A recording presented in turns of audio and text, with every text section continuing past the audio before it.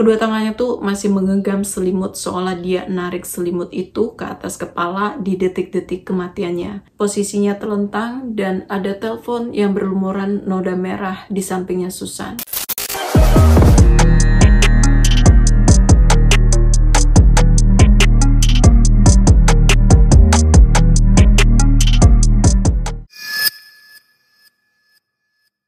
Halo semuanya, terima kasih udah klik video ini. Dan kalau ini video pertamaku yang kalian tonton, semoga kita bisa ketemu lagi di video selanjutnya.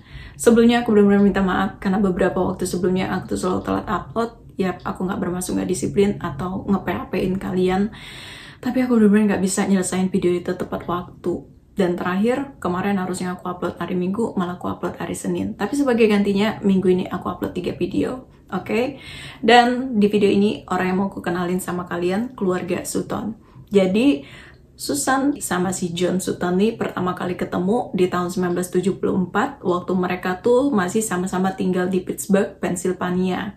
Waktu itu Susan tuh masih kuliah keperawatan di Universitas Pittsburgh, sementara John waktu itu dia udah jadi pengacara spesialis hukum perdata, dia juga udah punya lisensi praktek sendiri. John tuh lulusan sarjana hukum di Universitas Miami di Florida. Hubungan mereka tuh juga berawal dari kencan buta. Pas mereka kenalan, ternyata mereka ini cocok, hubungan itu terus berlanjut sampai akhirnya mereka nikah. Setelah mereka nikah, mereka ini nggak cuma makin harmonis, tapi karir mereka tuh juga sama-sama makin sukses. Susan waktu itu jadi perawat di unit intensif perawat bedah, sementara John, dia udah punya kantor hukum sendiri. Dia jadi pengacara ternama di Florida. Tapi di balik hubungan mereka yang harmonis, karir mereka yang makin sukses, ada sesuatu yang bikin mereka kurang bahagia sama pernikahan mereka. John sama Susan tuh ternyata nggak bisa punya keturunan. Dan selama beberapa tahun kemudian, mereka tuh terus nyoba segala macam cara biar mereka bisa punya momongan. Tapi hasilnya nihil. Mereka selalu gagal. Sampai akhirnya Susan tuh capek nyoba ini itu segala macam cara, nggak ada hasilnya. John juga udah nggak sabar pengen punya keluarga yang utuh. Dia juga pengen ngerasain gimana rasanya jadi bapak. Jadi waktu itu mereka sepakat buat ngadopsi aja. 13 April tahun 1979, John sama Susan tuh ngadopsi bayi laki-laki yang baru lahir. Bayi itu mereka namain Christopher Sutton. Chris ini benar-benar dianggap kayak anak kandung mereka sendiri. Dan Chris tuh sama sekali nggak kekurangan sesuatu apapun. Namanya juga punya orang tua yang kaya raya ya. Jangankan mainan, dia mau liburan kemanapun, diiyain. Jadi Chris ini benar-benar dimanjain sama Susan dan John. Malah Susan tuh sampai keluar dari kerjaannya, biar dia bisa lebih fokus ngerawat si Chris. Segitu sayangnya dia sama si Chris. Tapi waktu Chris udah berusia 7 tahun, Susan ini mulai kepikiran buat nambah anak lagi, maksudnya adopsi lagi. Dan John waktu itu setuju, jadi akhirnya mereka ngadopsi bayi perempuan yang mereka namai Melissa Sutton. Melissa nih sama kayak Chris, dia diperlakukan kayak anak kandung mereka sendiri. Dan waktu itu si Chris yang 7 tahun lebih tua dari Melissa, dia benar-benar jadi abang yang protektif. Kalau ada yang berani jahilin atau ngeceng-ngecengin Melissa, Chris tuh bakal langsung pasang badan buat Melissa. Jadi dia tuh benar-benar jadi abang pelindung banget buat Melissa. Tapi John sama Susan tuh nggak pernah mau nyembunyiin fakta tentang Melissa sama Chris. Jadi waktu Melissa sama si Chris tuh udah cukup umur, mereka bilang yang sejujurnya kalau sebenarnya mereka tuh cuma anak adopsi dan Susan dan John tuh bukan orang tua kandung mereka. Tapi waktu itu John sama Susan juga nekanin kalau apapun yang terjadi di masa lalu, walaupun mereka bukan anak kandung mereka tuh tetap keluarga dan akan terus jadi keluarga yang saling nerima satu sama lain. Terus tahun 2004 keluarga Sutton ini udah tinggal di daerah Coral Gables, Florida. Di sana mereka tuh benar-benar jadi keluarga yang terpandang, yang keluarga yang berpengaruh, karena John tuh punya reputasi yang cemerlang banget sebagai advokat senior yang udah berkarir selama lebih kurang 20 tahun. Dia juga udah punya firma hukum sendiri, dan Susan waktu itu juga udah balik kerja. Dia kerja jadi manajer di kantornya si John. Rencananya bisnis itu bakalan jadi bisnis keluarga mereka. Di titik ini, Melissa tuh udah berusia 18 tahun, dia udah siap-siap kuliah, dia ngambil jurusan hukum karena dia pengen jadi pengacara kayak ayahnya. Sementara Christopher, dia udah berusia 25 tahun, dia juga udah nggak lagi tinggal sama orang tuanya, Dia udah tunangan sama seorang perempuan namanya Juliet. Chris sama Juliet ini pertama kali ketemu waktu Chris tuh lagi liburan sama keluarganya di Karibia. Mereka tuh mirip-mirip kayak John sama Susan. Pertama kali ketemu, ternyata cocok, hubungan mereka terus berlanjut sampai akhirnya mereka tunangan. Juliet juga deket banget sama Susan. Dia tuh sering diajakin Susan buat tahu lebih banyak tentang bisnis di kantornya si John. Jadi si Juliet ini udah diterima banget di keluarga Sutton. Waktu itu John juga bermitra sama temen yang udah dia kenal dari lama, namanya Teddy Matoda, dan si Teddy ini juga temenan sama si Susan. Sekitar tahun ini juga John tuh ngantongin keuntungan besar dari 3 kasus besar yang mereka menangkan. Kebetulan kemenangan itu berdekatan sama ulang tahunnya Susan. Susan waktu itu bakalan ulang tahun tanggal 20 Agustus 2004, ulang tahun yang ke-57 tahun. Jadi sekalian aja nih mereka ngerayain kemenangan mereka sama ngerayain ulang tahun Susan. Jadi 22 Agustus 2004 mereka bikin pesta perayaan ulang tahun Susan sekalian ngerayain pesta atas kemenangan mereka. Tapi waktu itu Melissa nggak bisa hadir karena dia lagi di luar kota, dia lagi siap-siap ngurusin pendaftaran kuliah. Jadi dia cuma ngobrol sama Susan via telepon. Chris datang ngajakin Juliet, dan Teddy, mitra mereka, juga hadir di acara itu. Perayaan itu penuh senyum kemenangan, semuanya tuh happy banget, tapi nggak ada yang tahu kalau malam itu bakalan jadi malam pembantaian. Jadi setelah beberapa tamu udah pada pulang, acara udah mau selesai, mereka tuh mulai ganti topik obrolan. Mereka mulai ngobrolin soal bisnis mereka, tentang pandangan mereka buat kedepannya gimana. Terus karena waktu itu Chris sama Juliet tuh ada janji nonton bioskop sekitar jam 10 malam. Jadi sekitar jam setengah 10 mereka pamit pergi duluan. 15 menit kemudian si Teddy, mitranya John, juga izin pulang. Jadi setelah semua orang udah pada pulang, Susan waktu itu sempat beres-beres sedikit, sementara John karena dia udah capek banget, jadi dia langsung siap-siap tidur. Tapi karena John ini punya kebiasaan ngorok dan ngoroknya tuh ganggu Susan tidur, jadi waktu itu mereka tidurnya pisah kamar. Susan waktu itu tidur di kamar utama, tempat mereka biasa tidur, sementara John tidur di bekas kamarnya Christopher. Sebelum John pergi tidur, dia tuh sempet manggil anjing peliharaan mereka yang namanya Sneaker, yang waktu itu masih ada di luar rumah. Cuma waktu dia panggil-panggil Sneaker nih nggak mau masuk, dia malah terus-terusan gonggong.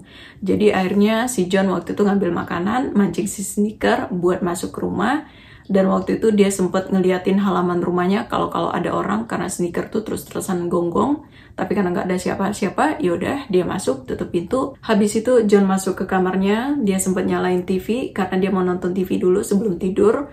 Terus waktu dia lagi nonton TV, John tuh dengar kayak ada suara keras, kayak suara pintu kebanting. Tapi waktu dia mau ngecek itu suara apa, tiba-tiba pintu kamarnya itu kebuka, ada seseorang pakai celana hitam, kemeja hitam, topi hitam yang nutupin mukanya, dan tangannya langsung ngarahin pistolnya ke arah John. John waktu itu sempat nyoba buat lari ngelindungin diri, tapi kecepatan peluru itu nggak bisa dia hindari. Ada 4 peluru yang bersarang di tubuhnya John. Tapi di titik itu dia tuh cuma sekarat, belum meninggal. Dia sempat ngeliat orang itu jalan ninggalin dia. Terus di saat yang bersamaan dia tuh dengar beberapa suara tembakan lagi. Nggak lama setelahnya orang itu balik lagi nyamperin John yang lagi dalam keadaan sekarat dan melepaskan 2 tembakan lagi ke kepalanya John. Terus pergi ninggalin John di sana. Aku yakin dia pasti ngira John udah meninggal. Tapi waktu itu John tuh masih dalam keadaan hidup. 6 tembakan yang ngenain tubuhnya, 4 bagian badan, 2 di bagian kepala. John tuh masih bertahan. Dia masih bisa buka mata, tapi pandangannya tuh udah gelap total. Tapi dengan sisa tenaga yang dia punya, dia tuh tetap berusaha buat bangun, meraba-raba ke arah telepon rumahnya. Dia sempat kesandung beberapa kali, jatuh juga. Tapi akhirnya dia sampai juga ke telepon, terus dia langsung nelpon 911. Ada audionya, ini kita dengerin sama-sama. I need please. I have just been assaulted. What happened, sir? Somebody came in and shot me. They shot you? Yes. Who did it? I don't know. I can't see. I need police and I need an ambulance. Okay. Where did he shoot you? In my head. Who else is in the house with you? Where is she? I don't know. Waktu polisi sama ambulans sampai di lokasi, John tuh benar-benar udah dalam keadaan kritis. Tim medis waktu itu langsung ngasih pertolongan pertama. dan langsung melarikan si John ke rumah sakit. Waktu itu John tuh sempat ditanya-tanya tentang si pelaku, tapi dia bilang nggak tahu. Dia cuma bilang kemeja hitam, topi hitam, celana hitam, serba hitam. Sisanya dia bilang nggak tahu. Tapi John juga terus-terusan bilang kalau istrinya Susan masih ada di dalam rumah. Jadi polisi waktu itu langsung ngirim tim SWAT buat masuk ke dalam rumah itu. Sebelum masuk mereka ngelemparin flashbang, terus mereka juga udah ngepung rumah itu, dan satu persatu ruangan di rumah itu mereka geledah sampai akhirnya mereka melewati lorong menuju kamarnya Susan. Pas mereka ngelewatin lorong itu, mereka menemukan ada selongsong peluru, pecahan kaca, juga jejak cairan merah. Terus waktu mereka masuk ke kamar Susan, mereka ngelihat bolongan peluru menembus selimut di atas tempat tidur. Dan Susan terkapar di balik selimut itu. Kedua tangannya tuh masih menggenggam selimut seolah dia narik selimut itu ke atas kepala di detik-detik kematiannya. Posisinya terlentang dan ada telepon yang berlumuran noda merah di sampingnya Susan. Dan mohon maaf, ini mungkin agak kurang enak buat didengar, tapi aku nggak tahu kata lain yang lebih nyaman. Jadi di wajahnya Susan tuh ada 2 tembakan dan salah satu matanya tuh nggak pada posisi semestinya. Ada yang keluar dari rongganya. Juga ada luka di lengan bawahnya, tulangnya sampai kelihatan, dan ada lebih banyak luka di tubuhnya. Tapi barang-barang di kamar itu masih rapi banget, perhiasan-perhiasan mahal masih tersimpan, nggak ada yang hilang atau dicuri dari rumah itu. Jadi waktu itu polisi yakin kalau pelaku tuh cuma ngincer nyawa Susan sama si John. Terus mereka langsung ngirim tubuhnya Susan buat diotopsi, sementara mereka ngumpulin setiap detail petunjuk di rumah itu. Terus sehari setelah kejadian ini, itu hari pertama Melissa masuk kuliah. Tapi apa yang terjadi sama orang tuanya tuh benar-benar jadi pukulan berat banget buat Melissa. Apalagi setelah dia dapat kabar kalau ibunya meninggal di tempat dan ayahnya kritis di rumah sakit. Waktu itu kecil banget kemungkinan John tuh bisa diselamatkan. Melissa waktu itu cuma bisa nangis sesegukan di luar ruangan tempat ayahnya dirawat. Chris juga cuma bisa diem ngeliatin ayahnya yang lagi kritis. Mereka benar-benar gak nyangka kalau itu bisa terjadi sama orang tua mereka. Padahal beberapa jam sebelumnya mereka tuh lagi di momen bahagia, ngerayain ulang tahun ibunya, juga ngerayain kemenangan ayahnya. Mereka benar-benar nggak bisa ngasih penjelasan siapa orang yang mungkin berniat sejahat itu sama orang tuanya. Tapi waktu itu polisi itu sempat curiga sama John kalau John ini cuma merekayasa kejadian itu. Karena dari apa yang mereka periksa di rumahnya John, juga menyisiri area sekitar rumahnya John, gak ada jejak pelaku sama sekali. Yang mereka temukan cuma selongsong peluru pistol 9mm sama pintu kaca geser yang agak kebuka. Dan itu satu-satunya akses masuk yang kebuka di malam itu. Jadi mereka yakin pelakunya tuh masuk lewat sana. Tapi walaupun mereka sempat curiga sama John, setelah mereka ngecek situasi luka-luka yang ada di tubuhnya John, apalagi luka fatal di bagian kepalanya John, mereka menghapus teori mereka. Mereka mulai menggali informasi dari orang-orang yang mungkin punya motif dendam sama si John, karena si John ini sering banget ngalahin orang-orang di pengadilan, dan pasti yang kerjaan kayak gitu tuh pastinya banyak musuh ya. Waktu itu polisi juga sempat geledah rumah salah seorang perempuan yang pernah terang-terangan ngancem bakal ngilangin nyawa John karena dia habis dikalahin John di pengadilan. Tapi setelah polisi ngecek alibinya, juga ngecek rumahnya, gak ada satupun yang menunjukkan kalau dia terlibat sama apa yang terjadi dengan keluarga Sutton. Cuma waktu itu polisi tetap menggali informasi, nyelidikin orang-orang yang mungkin punya motif dendam sama John karena kalah di pengadilan. Tapi penyelidikan itu cuma nambah tumpukan kertas, bukti poligraf, alibi yang sama sekali nggak nuntun mereka ke titik terang kasus ini. Dan waktu itu mereka sempat nyelidikin siapa orang yang waktu itu sempat teleponan sama si Susan di waktu kematiannya. Kalian ingat kan ada telepon berlumuran cairan merah. Jadi setelah polisi memeriksa siapa orang itu, ternyata orang itu Teddy Matoda, mitranya John sekaligus temannya si Susan. Polisi juga sempat curiga sama Teddy karena dia punya pistol 9mm. Pistol yang digunakan pelaku dalam kejahatan itu.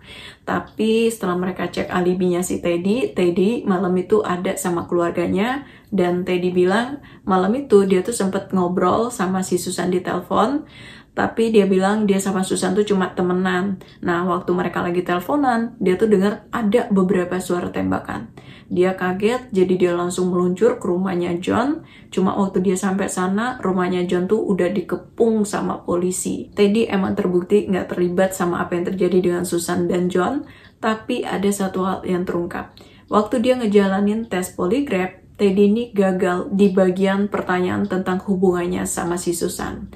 Terus setelah dia diserbu berbagai macam pertanyaan, Teddy akhirnya ngakuin kalau hubungannya sama Susan tuh bukan sebatas temenan. Jadi mereka menjalin hubungan terlarang di belakang John, dan selama ini John tuh nggak tahu kalau mitra kerjanya dan istrinya menjalin hubungan terlarang di belakang dia. Di titik ini, dokter udah ngabarin kalau John berhasil melalui fase kritisnya, nyawanya berhasil diselamatkan, tapi karena luka fatal di bagian kepala, John tuh harus kehilangan penglihatannya. Jadi ada 2 peluru di bagian kepalanya John, satu merusak mata kanannya dan satu memutus saraf optik mata kirinya. Jadi dia benar-benar buta permanen. Dokter waktu itu juga bilang keajaiban banget John tuh masih bisa selamat, karena kalau aja peluru di kepalanya tuh 1 atau 2 inci ke kiri, ke kanan, ke atas atau ke bawah, John tuh kemungkinan besar nggak bisa lagi diselamatkan. Terus setelah John siuman habis operasi, yang pertama kali dia tanyain tuh gimana kondisi istrinya si Susan. Melissa waktu itu nggak mau nambah beban pikiran ayahnya, apalagi ayahnya habis ngejalanin operasi serius. Jadi dia bilang lah kalau ibunya tuh lagi dirawat sama dokter di ruangan lainnya. Setelah John benar-benar pulih, barulah Melissa ngasih tahu kalau sebenarnya ibunya tuh nggak selamat dan meninggal di tempat. Dan waktu polisi nginterogasi si John, minta keterangan sama John tentang si pelaku, John tuh nggak punya informasi apa-apa. Yang dia lihat cuma si pelaku itu pakai topi hitam yang nutupin mukanya, pakai kemeja warna hitam, pakai celana warna hitam, dan dia benar-benar nggak tahu persis wajah si pelaku karena pelaku itu langsung menghujaninya dengan peluru. Cuma waktu itu polisi juga ngasih tahu John tentang hubungan terlarang antara Teddy dan Susan. Dan fakta kalau Teddy orang terakhir yang ngobrol sama Susan malam itu. Cuma waktu itu John nggak mau musingin tentang perselingkuhan itu. Dia tetap mengenang istrinya sebagai istri yang hebat, ibu yang hebat buat anak-anaknya juga. Cuma waktu polisi nanya nih, ada kemungkinan nggak kalau Christopher tuh mungkin terlibat sama apa yang terjadi sama mereka. Polisi waktu itu sempat mempertanyakan si Christopher, tapi mereka emang udah ngecek sih alibinya si Chris, cuma mereka mau nyari petunjuk langsung aja dari si John. Tapi John bilang dia yakin banget kalau putranya si Chris gak mungkin bisa ngelakuin hal sejahat itu sama mereka. Terus waktu itu John juga langsung minta pulang dari rumah sakit, walaupun dokter belum nyaranin dia pulang ke rumah. Waktu itu John tinggal di rumahnya Chris, dan Chris benar-benar ngebantu semua kebutuhan si John. Cuma setelah polisi selesai memproses TKP di rumahnya John tuh mutusin buat balik lagi tinggal di rumahnya. Ya, memang di rumah itu ada tragedi menyakitkan, di mana istrinya meninggal di sana dan mereka diserang secara brutal. Tapi buat John ada banyak kenangan manis tentang Susan, juga tentang dia dan keluarganya di rumah itu yang gak bisa dia tinggalin gitu aja. Jadi dia tetap mutusin buat tinggal di rumah itu. Cuma setelah John tinggal di rumah itu, dia tuh sempet diteror. Jadi ada alarm yang dipasang di rumahnya John. Alarm itu suka tiba-tiba bunyi dadakan. Waktu itu setelah John nyuruh orang buat ngecek apa yang terjadi, masalahnya di mana, ternyata ada kabel yang dipotong. Dan potongan itu kayaknya sengaja dipotong oleh seseorang. Setelah diperbaiki, terjadi lagi, dibenerin lagi, terjadi lagi. Dan itu terus-terusan berulang. Seolah-olah ada orang yang gak pengen John tuh hidup tenang, atau seenggaknya pengen bikin John tuh ketakutan atau stres gitu. Terus waktu Melissa nyetir mobil nemenin John janji temu sama dokter, mereka tuh nyaris kecelakaan. Melissa tuh nyaris hilang kendali. Setelah mereka cek, ternyata mur di roda depan kiri mobil Melissa tuh semuanya udah hilang. Ada orang yang sengaja mau mencelakai John sama Melissa. Untungnya mereka tuh masih selamat. Sampai berbulan-bulan kemudian, kasus ini sempat mengalami kebuntuan. Tapi 8 bulan setelahnya, ada perkelahian antara beberapa pria di kompleks apartemen yang berjarak 30 mil dari rumahnya John. Dan salah satu dari pria itu bernama Garrett Cobbs. Garrett waktu itu nodongin senjatanya ke beberapa orang. Akhirnya dia diamankan ke kantor polisi. Cuma waktu polisi ngecek senjatanya si Garrett, senjata dan peluru Garrett tuh cocok sama TKP. Tapi waktu itu mereka nggak buru-buru nyimpulin, karena kan siapa aja pasti bisa punya senjata dan peluru yang sama. Yang bikin mereka tanda tanya besar ke si Garrett nih karena profilnya Garrett. Jadi waktu mereka ngecek profilnya Garrett, ternyata Garrett nih pernah kerja sambilan di rumah keluarga Sutton. Dan yang ngebebasin jaminannya Garrett dari kasus perkelahian waktu itu adalah si Christopher. Jadi waktu itu polisi langsung nyelidikin nih, sejauh mana sih si Garrett ini kenal sama keluarga Sutton. Polisi juga langsung minta keterangan dari Chris tentang hubungannya sama Garrett. Tapi Chris bilang dia tuh udah lama kenal Garrett waktu dia masih berumur 20 tahun, waktu dia baru pindah ke Miami buat tinggal bareng sama Susan. Dan waktu itu dia minta Garrett yang masih berumur 15 tahun buat benerin kerusakan di dapurnya. Chris juga bilang kalau Garrett tuh emang gak sedekat itu sama keluarganya. Tapi dia sama Garrett tuh udah deket banget, udah kayak temen gitu. Dan beberapa waktu sebelumnya, dia tuh juga udah beberapa kali minta Garrett buat ngerjain beberapa kerjaan di rumah orang tuanya. Terus selama polisi nginterogasi si Chris, beberapa dari tim penyelidikan tuh juga udah melacak hubungan antara Christopher sama si Garrett. Ternyata dari jejak digital ponsel mereka, ada 300 panggilan antara Garrett dan Christopher. Terus di hari kejadian, ada 13 panggilan antara Chris dan Garrett. Dan yang bikin polisi lebih curiga lagi, 1 jam setelah apa yang terjadi sama John dan Susan, Garrett tuh sempat nelpon Chris. Mereka juga sempat ngecek CCTV, dan di CCTV itu kelihatan banget waktu Chris ngangkat teleponnya si Garrett. Terus karena polisi udah mulai curiga nih ada sesuatu yang disembunyiin Garrett sama Christopher, jadi mereka langsung interogasi si Garrett. Waktu itu Garrett nih sempat ngebantah kalau dia terlibat sama apa yang terjadi dengan keluarga Sutton.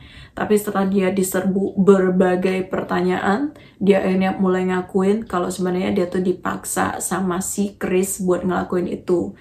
Tapi setelah ditekan lagi, barulah dia ngaku yang sebenarnya. Dia ngajuin kesepakatan buat dapat keringanan hukuman, jadi dia bakal ceritain yang sebenarnya, dan polisi setuju. Jadi dia bilang lah kalau sebenarnya Chris lah yang nawarin dia $100.000 untuk ngilangin nyawa John sama Susan. Aku tahu kalian biasanya pergi di bagian ini, tapi tunggu dulu.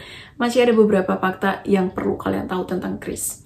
Jadi Chris yang diadopsi sama John dan Susan dari bayi, awalnya dia ini jadi anak yang nurut banget. Dia juga gak pernah neko-neko. Dia juga punya nilai akademik yang bagus di sekolahnya. Tapi waktu dia berumur 11 tahun, Chris nih mulai suka tantrum, ngamuk-ngamuk, dan ngamuknya tuh parah banget. Sekalinya marah, dia ini bakal ngebanting barang, ngebanting pintu. Pernah waktu dia nggak terima ditegur sama Susan, dia tuh langsung ngebanting itu, ngelempar barang. Terus dia nyamperin Susan, mencengkeramkan lehernya ke Susan, sambil bilang kalau dia mau ngilangin nyawa Susan. Tapi waktu itu mereka nganggep kalau itu mungkin ya hal biasa gitu yang dialamin sama anak-anak yang seumurannya Chris. Jadi mereka nggak terlalu nganggap serius walaupun mereka agak takut-takut cemas. Tapi makin hari Chris nih malah makin parah. Waktu dia berumur 13 tahun, dia tuh sampai berurusan sama hukum karena kasus vandalisme. Ada juga satu momen waktu mereka semua nih lagi ada di rumah, terus dia nih dimarahin sama Susan. Dia tuh dimarahin bukan langsung dimarahin dimaki-maki, dimarahin biasa. Tapi responnya tuh agresif banget. Dia langsung ngelempar barang, ngebanting pintu. Terus dia juga ngambil senapan si John. Dan langsung ngarahin senapan itu ke arah Susan sama Melissa yang lagi duduk. John waktu itu ada pas kejadian itu. Tapi John diem aja karena dia tahu kalau senapan itu nggak ada pelurunya. Dan waktu itu John cuma bilang, Chris, masuk kamar. Cuma sebatas itu, dia nggak benar-benar ngasih hukuman yang keras sama Chris. Tapi itu benar-benar bikin Susan sama Melissa mati ketakutan. Susan juga pernah nemuin tulisan tangannya si Chris yang nulis kalau dia bakalan ngilangin nyawa John sama Susan. Tapi waktu Susan nanya soal itu, Chris tuh bilang kalau dia tuh cuma bercanda dan dia nggak seserius itu. Cuma dari waktu ke waktu perilakunya Chris nih gak juga berubah. Susan sama John gak bisa maklum lagi, mereka udah benar-benar khawatir sama kondisinya Chris. Jadi mereka mulai ngebawa Chris ke psikiater. Dan waktu itu Chris tuh didiagnosis ADHD. Tapi ada beberapa psikiater yang nyaranin Susan sama John buat segera ngambil tindakan. Karena perilakunya si Chris ini udah mulai mengarah ke tanda-tanda psikopat. Jadi waktu mereka tahu itu, mereka ini benar-benar ketakutan gitu. Secara ya mereka tuh nganggap Chris udah kayak anak kandung mereka sendiri. Terus setelah mereka tahu kalau anak kandung mereka itu bakalan jadi sesuatu yang sangat menakutkan, mereka berusaha buat nyari segala macam cara buat nyembuhin si Chris. Waktu itu mereka dapat rekomendasi dari kolega mereka buat masukin Chris ke Paradise Cup yang ada di Samoa. Itu tuh kayak semacam penampungan buat anak laki-laki yang bermasalah, yang suka tantrum, atau bisa dibilang psikologis yang bermasalah kayak si Chris lah. Terus di sana mereka bakal dididik keras, tapi sebelum para orang tua masukin anak mereka ke sana, ada perjanjian yang harus dipenuhi sama orang tua. Kalau anaknya belum selesai nyelesain programnya di sana, anak itu nggak boleh dibawa pulang. Anak-anak di sana juga nggak bisa sembarangan ngubungin orang tuanya, sekalipun via telepon. Mereka juga diisolasi di tempat terpencil, tempat itu benar-benar kumuh, makanannya juga jauh dari kata sehat, dan kalau ada anak-anak yang mau menghubungi orang tua mereka, harus ada level-level program yang harus mereka lalui. Di gambar ini, warna dari apa yang mereka pakai itu menunjukkan level mereka. Kalau mereka berhasil ke level itu, mereka baru boleh menghubungi orang tua mereka. Itu pun cuma via telepon, belum boleh ketemu. Tapi tempat ini udah ditutup karena banyak banget laporan juga keluhan tentang sistem dan penyiksaan yang terjadi di sana. Dan Chris masuk sana waktu dia berumur 16 tahun. Dia di sana selama lebih kurang 2,5 tahun. Waktu dia pertama kali nyampe sana, Chris tuh langsung diikat pakai lakban. Dia dibawa ke daerah pegunungan dan ditinggalin di sana dengan kondisi dia yang sama sekali gak bisa gerak. Dia didiemin di sana selama beberapa hari. Dan waktu itu, Chris tuh sempat bilang ke orang tuanya tentang penyiksaan-penyiksaan yang dia alami di sana. I wouldn't tell you that. I don't feel like you guys love me. I feel like I've been studying to get me out of here. So you guys still dislike me for some reason, because even though my wishes are to be here, I don't get them. They don't come true. Aku nggak tahu apakah di titik ini John sama Susan nggak terlalu percaya sama apa yang dibilang Chris, atau mereka percaya sama program Paradise Cup bisa nyembuhin kondisi psikologisnya si Chris. Tapi waktu itu mereka nggak ngebawa Chris pulang lebih awal. Dan waktu itu Chris tuh ngiranya kalau dia udah berumur 18 tahun, dia tuh bisa keluar dari sana. Karena kan kalau udah cukup umur, di sana tuh bebas, anak tuh bisa nentuin pilihan hidup mereka. Tapi ternyata kesepakatan John sama pihak Paradise Cup tuh, Chris bakalan di sana sampai umur 19 tahun. Barulah tepat sehari setelah Chris ulang tahun ke-19, John sama Susan ngejemput Chris pulang. Dan waktu Chris balik lagi ke keluarganya, dia mulai nunjukin perubahan. Dan waktu itu Susan sama John yakin kalau Chris tuh udah benar-benar berubah. Tapi menurutku kayaknya Chris tuh nggak benar-benar berubah. Atau program di Paradise Cup ini bikin kondisi Chris tuh makin buruk lagi. Karena beberapa waktu setelahnya, Chris nih masih suka membangkang sama Susan. Dan cara dia tantrum juga masih sama kayak sebelumnya. Chris juga nggak pernah benar-benar mandiri sampai dia umur 25 tahun. Semua cicilan tagihan-tagihannya tuh masih minta bayarin sama Susan dan John. Terus terakhir kali dia ribut sama Susan, Chris tuh nggak terima karena Susan bilang kalau dia sama John gak bakalan lagi bayarin semua cicilannya si Chris. Dan mereka mau si Chris mulai cari penghasilan sendiri buat menuhin semua kebutuhannya. Jadi Susan sama John tuh pengen Chris tuh mulai mandiri, jangan menggantungkan keuangannya sama mereka lagi. Apalagi dia udah tunangan sama si Juliet dan kemungkinan mereka juga bakal nikah. Jadi mereka pengen Chris tuh bisa lebih mandiri sebelum dia membangun rumah tangga. Cuma Chris nih justru punya pandangan yang beda. Dia ngerasa Susan tuh kelewatan, gak mau bayarin tagihannya, gak mau bayarin cicilannya, gak mau menuhin semua kebutuhan keuangannya. Padahal itu tuh menurut Chris kewajiban mereka sebagai orang tua. Aku gak tahu apa yang ada di pikirannya Chris. Dan sebelumnya Chris nih juga udah pernah curhat sama Juliet tentang dendamnya sama Susan dan John yang udah nempatin dia di Paradise Cup waktu dia masih berumur 16 tahun dan gak ngebawa dia pulang waktu dia udah ngelaporin semua penyiksaan yang dia alami di sana. Terus waktu polisi ngasih tahu John tentang keterlibatan Christopher, John tuh benar-benar gak bisa percaya. Dia langsung minta polisi ngejelasin bukti apa aja yang membuktikan kalau Christopher terlibat sama kejahatan itu. Jadi setelah polisi berhasil menemukan bukti keterlibatannya Chris sama apa yang terjadi dengan John dan Susan, tanggal 26 Maret 2005, mereka langsung meringkus si Chris dan mereka langsung interogasi Chris. Tapi waktu diinterogasi, Chris tuh menyangkal kalau dia terlibat sama apa yang terjadi dengan orang tua angkatnya. Dia juga bilang kalau Garrett tuh bohong soal semua itu. Malah di persidangan, Chris tuh sampai bayar beras pleasure. pengacara termahal dan terkemuka di Miami buat bela dia di persidangan. Juliet juga bersaksi di persidangan kalau Chris tuh sering banget bahas gimana dia bakal balas dendam ke orang tuanya karena pernah ngirim dia ke Paradise Cup. Terus putusan persidangan bulan Juli 2010, juri menilai kalau Chris bersalah atas penghilangan nyawa tingkat pertama. Dia divonis penjara seumur hidup tanpa kemungkinan pembebasan bersyarat.